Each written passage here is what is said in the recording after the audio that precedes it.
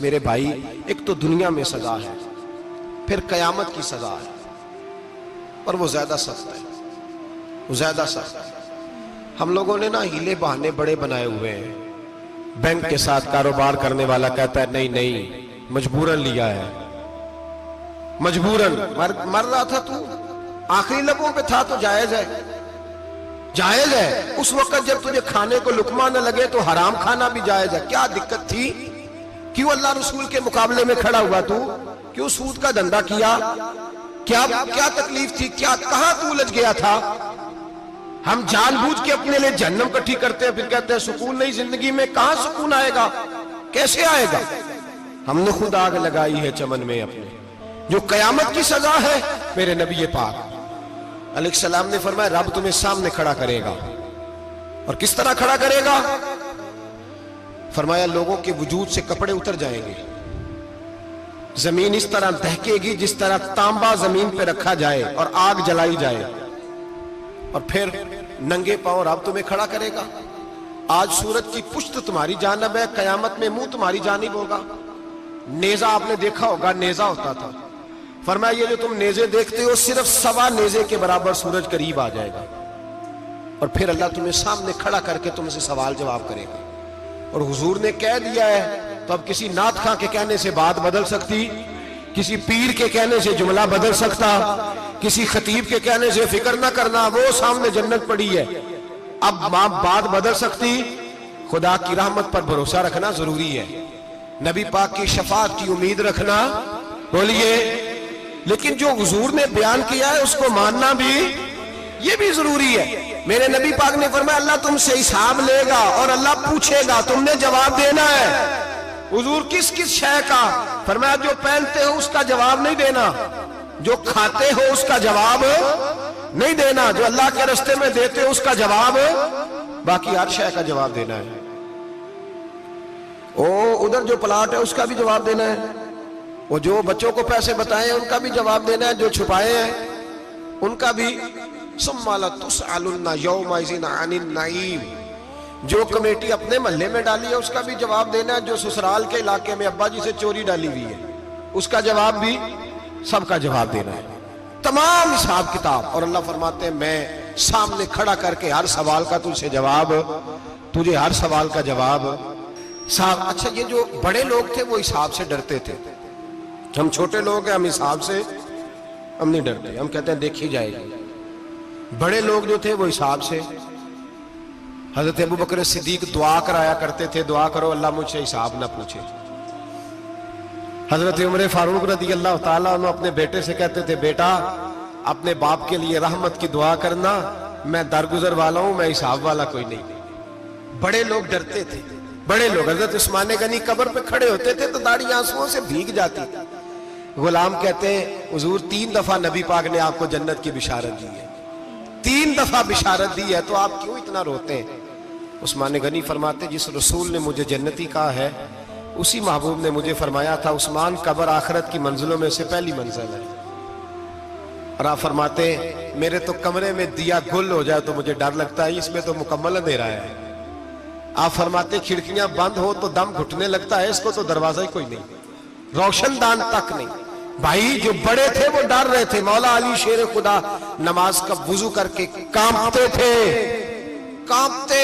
علی آپ مرحب کے سامنے نہیں کانپے، خیبر کا دروازہ اکھاڑتے نہیں کانپے، بدر احد خندق حنین اور خیبر میں نہیں کانپے، تو یہاں آپ فرمانے لگے مالک کے سامنے جاتے ہوئے ڈر آتا ہے۔ بڑے لوگ کانپتے تھے، بڑے لوگ۔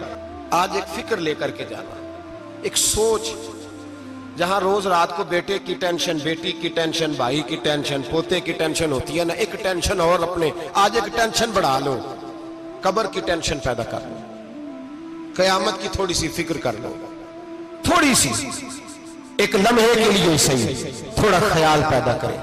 حضرت حسن بصری نام سنا ہوا ہے نا، یہ حضرت علی کے شاگرد ہیں، نبی پاک کے گھر میں آ جاتے تھے کئی دفعہ، بچے تھے جب۔ حضرت حسن بصری تابعی ہیں، فرماتے خانہ کعبہ میں عمرہ کرنے گیا، طواف کعبہ کر رہا تھا تو بڑا عجیب منظر ہوا، رات کی تنہائی ہوئی، اس وقت کئی دفعہ طواف بند بھی ہوتا تھا، اس لیے کہ رش کم ہوتا تھا تو رات کو سب سو جاتا تھا.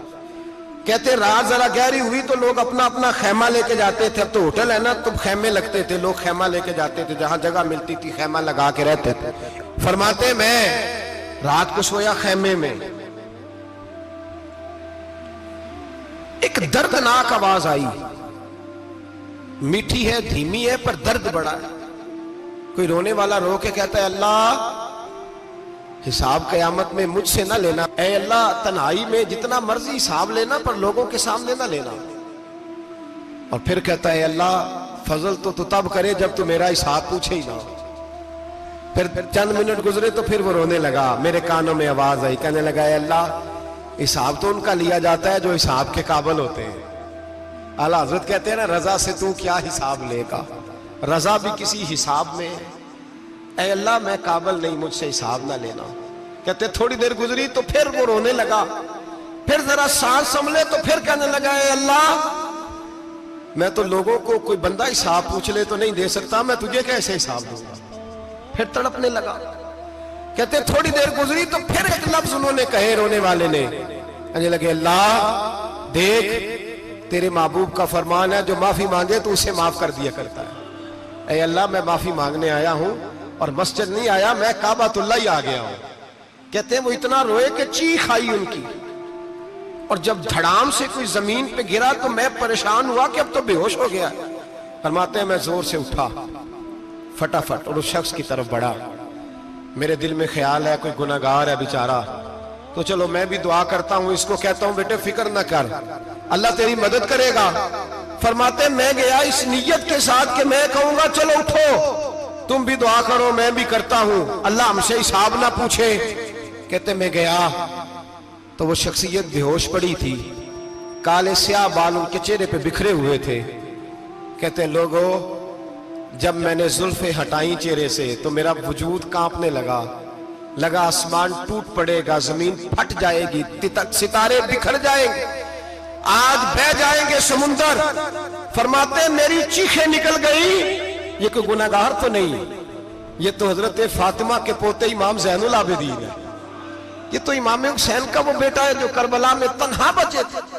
فرماتے میں امام کا چہرہ دیکھا تو بھاگ کے آیا اور میں نے اپنی داڑھی ان کے پیروں کے ساتھ مس کی اور میں نے کہا حضور اٹھئے.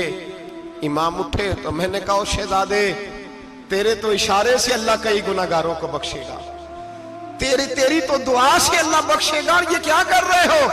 تو امام زین العابدین کہنے لگے حسن بصری ادھر آ یار, ادھر آؤ بزرگ ہو, میرے دادا کے پاس رہنے والے ہو, میں نے نا آج ہی سنا ہے کہ اس کا عذاب بڑا سخت ہے, آؤ میرے لیے دعا کرو اللہ پاک مجھ سے حساب نہ پوچھے.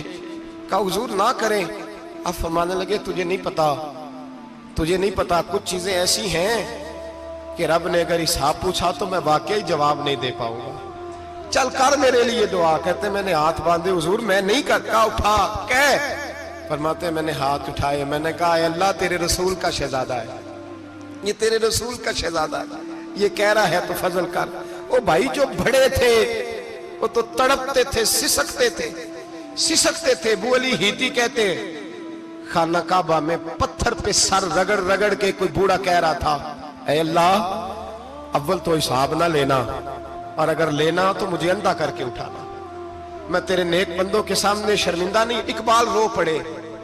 اقبال کچھ لوگوں نے لکھا ہے یہ آخری ربائی ہے ڈاکٹر اقبال کی, آخری. اس کے بعد شاید اس نے کلام نے, کچھ سیرت نگاروں کا خیال ہے.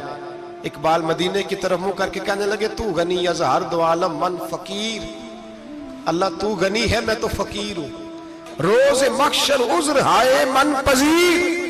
اے اللہ اول تو میرا کوئی عذر قبول کر لینا محشر کے دن, اور اگر نہ کرنا ہوا اگر تمہیں بینم حسابم نہ گزیر, اگر ضرور ہی میرا حساب لینا ہے اے اللہ اگر تو نے ضرور لینا ہے, اے اللہ اگر ضرور ہی لینا حساب اول تو میرا عذر مان لینا, میری کمزوری پہ رحم کرنا, اے اللہ میرے بڑھاپے پر میری کمزوری پر رحم کرنا, اگر ضرور حساب لینا ہے از نگاہ مصطفیٰ پنہا بغیر تو اے اللہ ذرا حضور کی نگاہوں سے اوجل کر کے لینا.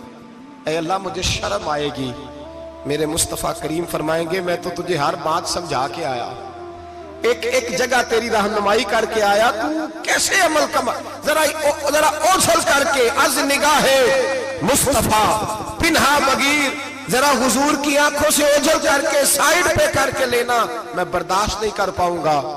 حضرت ابو علی ایتی کہتے ہیں بابے نے سر رکھا ہوا ہے اور کہتے ہیں اللہ مجھے اندھا کر کے اٹھانا، فرماتے میں گیا، میں نے کہا چلو میں دعا کرتا ہوں جا کے، فرماتے جب میں نے جا کے بزرگوں کی کمر پہ ہاتھ رکھا، ان کا چہرہ دیکھا تو یہ کوئی گناہگار تو نہیں، یہ تو بغداد کے پیر عبد القادر جیلانی ہے۔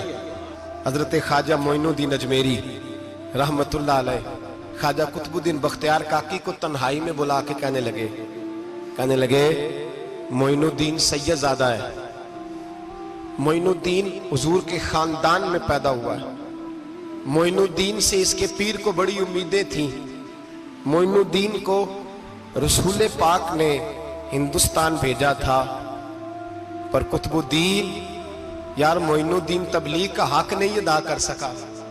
حضرت خواجہ قطب الدین کہنے لگے حضور 90 لاکھ تو مسلمان کر دیے، اور کیا حق تھا؟ فرمایا نہیں، جب تو تہجد کی نماز پڑھے نا بیٹا اپنے لیے دعا مانگنا تو خدا سے کہنا مولا میرے پیر کی کوتاہیاں معاف کر، وہ جس اعزاز کا تھا وہ کام نہیں کر سکتا، جو بڑے تھے ان کی تو باتیں بڑی تھی، یہ جو ہم چھوٹے آئے ہیں نا نئے ٹکٹیں دیتے پھرتے، ٹکٹیں، بے نمازی جاہل ان پڑھ پیر ٹکٹیں بانٹتا ہے لوگوں کو، تو بھی بخشا ہے تو بھی بخشا ہے، وہ 90 لاکھ لوگوں کو رائے حق پر لگا کے بھی کہتے تھے نہیں حق تو یہ ہے کہ حق ادا نہ ہوا، حق تو یہ ہے کہ حق کوئی شے پلے نہیں، ڈٹا ہوا کھڑا ہے مسلمان، ڈٹا ہوا کہ میدان محشر میں یہاں تو چھپے ہوئے ہیں نا عیب، چھپے ہوئے، اور بھائی رب بڑا کریم ہے، عیبوں کے باوجود نوازتا ہے۔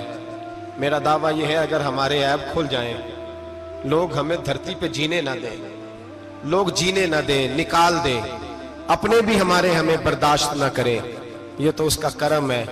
پتہ سارا ہے سردار کیتیاں دا پردہ چپایا ہی تیرا پلا ہو سی وَامْتَازُ الْيَوْمَ أَيُّهَا الْمُجْرِمُونَ، اللہ فرمائے گا مجرم باہر آ جائے، یا اللہ کیا ہوگا؟ جب سوال جواب ہوں گے تو رب فرماتا ہے تیری زبان پہ مور لگا کے بند کر دوں گا، تیرے ہاتھ بولیں گے، پیر بولیں گے، سر بولے گا، پیٹ بولے گا۔ اس وقت کی فکر پیدا کریں، ٹینشن پیدا کریں، وقوع قیامت حق ہے، اور باندھ کے نا لوگ پیر باندھ کے زور کے ساتھ باندھتے، سگا بیٹا جب قبر میں دفن کرتا ہے نا تو وہ بھی کہتا ہے وہ کونا، یہ کونا تھوڑا سا مٹی کم ہے، یہاں بھی مٹی ڈالو۔ پہلے لوگ روزانہ جاتے ہیں، پھر ہفتے کے بعد، پھر مہینوں بیت جاتے ہیں۔ کچھ قبریں ایسی بھی ہیں جن پہ کھڑے ہوں تو لگتا ہے قبریں رو رہی ہیں اور کہتی ہیں جاؤ میرے گھر والوں سے جا کے کہو کوئی پھیرا ہی لگا جائے، وہ ایک دفعہ آئے تو صحیح، کوئی مٹی نہیں ڈالتا۔ بادشاہوں کی قبریں روتی ہیں، سرمایہ داروں کی قبریں روتی ہیں، کوئی جاتا نہیں، اتنے موٹے سوراخ ہے قبروں میں، آپ اپنے شہر کے قبرستان پھر کے دیکھ لیں، سوراخ ہے۔ او بھائی حضرت مولا علی شیر خدا قبرستان گئے تو پہلے رونے لگے، پھر کہنے لگے قبروں والوں کیا حال ہے تمہارا؟ تو آپ فرماتے ہیں مردہ مجھے اندر سے بول کے کہنے لگا علی کفن پھٹ گیا، ہڈیاں ٹوٹ گئی، مال تو دے آئے تھے وارثوں کو پر حساب ہمیں دینا پڑ رہا ہے، تو بتا پیچھے کیا حالات ہیں؟ تو حضرت علی کہنے لگے تمہاری بیویوں نے اور نکاح کر لیے، تمہارے دوستوں نے نئے دوست بنا لیے، تمہاری اولادوں نے تمہارے بغیر جینا سیکھ لیا، تمہاری جائیدادیں بٹ گئیں، تمہارا پیسہ تقسیم ہو گیا، پہلے تو کوئی تمہارا نام لیتا تھا، اب تو تمہارا ذکر ختم ہو گیا، اب تو ایک دو نسل تک تمہارا ذکر تھا، اب تو تمہیں یاد ہی کوئی نہیں کرتا۔ کہتے ہیں لوگ یہاں کوئی رہا کرتا تھا، یہاں کوئی ہوا کرتا تھا، اب تو تم قصہ پارینہ قصہ ماضی ہو گئے، حساب کا وقت قریب ہے، قریب آ گیا وقت۔ اللہ فرماتے ہیں اقترب للناس حسابهم وهم فی غفلۃ معرضون، فرمایا حساب کا وقت قریب آ گیا ہے تو ابھی بھی غافل ہے۔ جمعۃ الوداع ایک پریشانی لگانے کا ارادہ تھا،